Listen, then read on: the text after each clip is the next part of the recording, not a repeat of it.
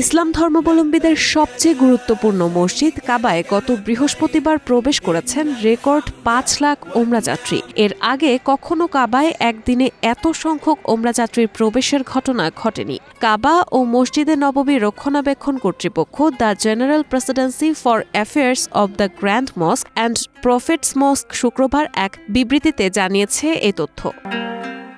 ওমরাহ ও হজযাত্রীদের ঢেউ সামলাতে সম্প্রতি বিভিন্ন পদক্ষেপ নিয়েছে দ্য জেনারেল প্রেসিডেন্সি। এসব পদক্ষেপের মধ্যে রয়েছে state of the art monitoring ব্যবস্থার ব্যবহার। এই ব্যবস্থায় রাডার সেন্সরের মাধ্যমে কাবায় প্রবেশ করা মুসল্লিদের রেকর্ড রাখা হয়।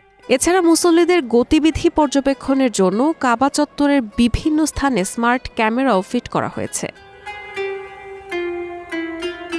সেন্সর ও এআই চালিত এই যৌথ নজরদারি ব্যবস্থা হজ ও ওমরা যাত্রীদের ভিড় ব্যবস্থাপনার কাজটি সহজ করেছে কর্তৃপক্ষের জন্য। বিশেষ করে মাতাফ এবং মাসা এলাকায় যাত্রীদের ভিড় ব্যবস্থাপনায় এই যৌথ নজরদারি ব্যবস্থা বেশ কার্যকর ভূমিকা রাখছে। এর পাশাপাশি কাবা এলাকায় নিরাপত্তা টহলও হয় নিয়মিত। রোজার সময় টহলের হার বাড়ানো হয়, কারণ এই মাসে ওমরা যাত্রীদের সংখ্যা বেশি থাকে।